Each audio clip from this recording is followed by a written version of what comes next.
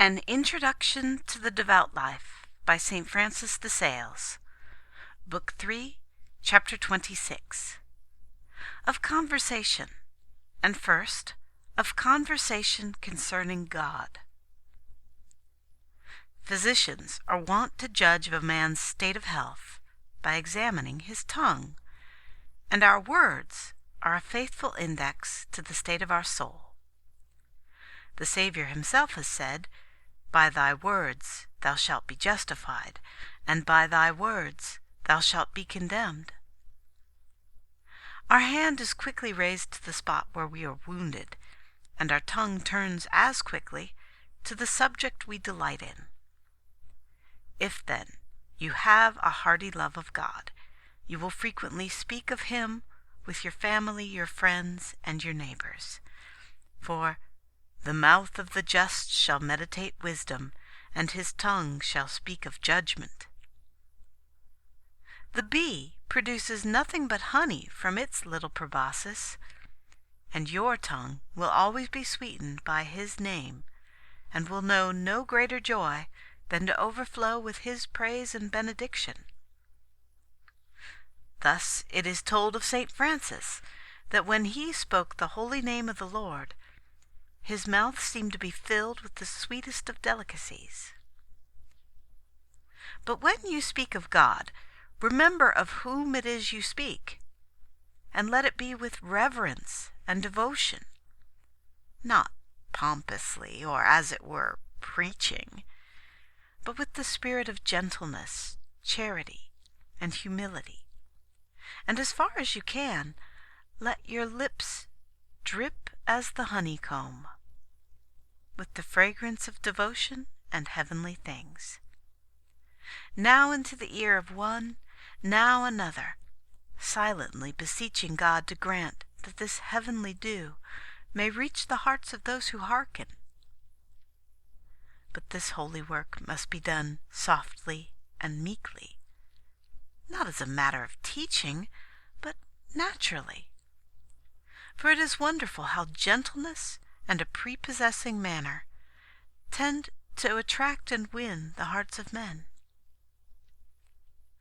Never, then, talk of God or of holy things as a mere formal matter of conversation, but always with devotion and thought, avoiding a singular vanity which we find in some professors of religion, who at all times and seasons introduce sacred and fervent expressions as a matter of course and without thought, and then imagine that they themselves are what their words would indicate, which was far from being the truth. Chapter 27. On Modesty in Conversation, and Becoming Reverence. St. James says, "If any man offend not in word, the same is a perfect man. He is able also with a bridle to lead about the whole body." Beware of ever using impure expressions. Even if you have no bad intention, those who hear you may receive them differently. Impure words fall on a weak heart like oil on cloth, spreading all around, and may fill it with evil thoughts and pollution. As bodily poison enters in by the mouth, so that of the heart enters by the ear, and the tongue that utters it is a murderer. Even if the venom does not take effect, owing to the heart being furnished with an antidote, still the malice of the tongue is the same.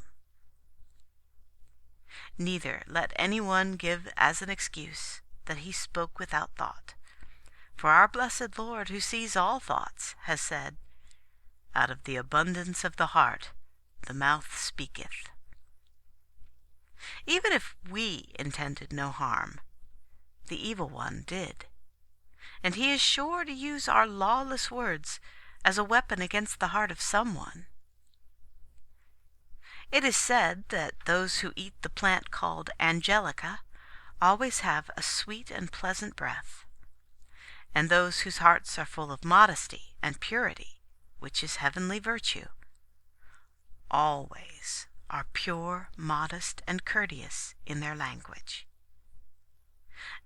As to unholy, indecent things, the apostle will not so much as have them named among us, telling us that evil communications corrupt good manners.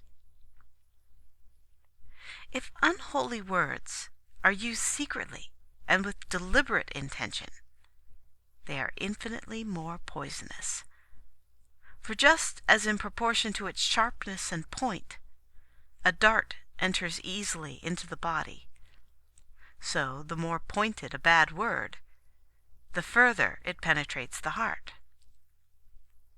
Those who fancy that it is clever to introduce such things in society do not know its aim, which should be like that of a hive of bees gathered together to make honey, that is, for pleasant and virtuous speech, and not like a nest of wasps, who will feed upon anything impure.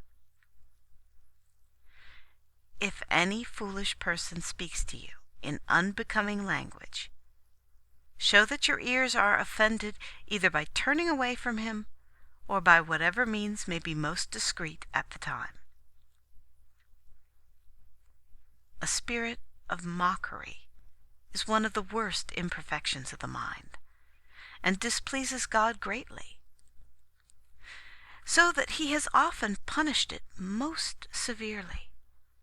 Nothing is more hurtful to charity, and still more to devotion, than contempt and derision of one's neighbor, and such is inevitably found in mockery.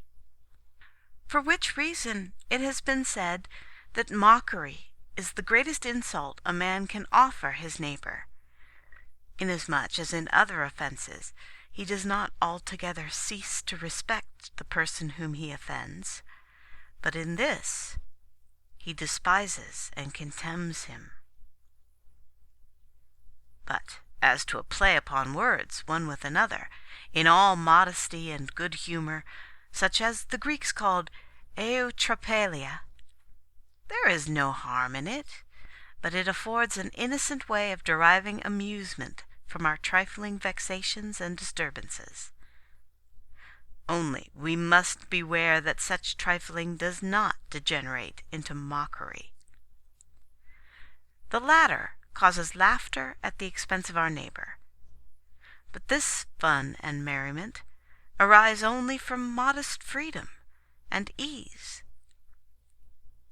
When certain monks would have discussed grave matters with St. Louis after dinner, he stopped them, saying, "This is the time for mirth and merriment. Let all say what they will." Let us, however, so employ our time in recreation that we lose not an eternity of devotion. End of chapter 27.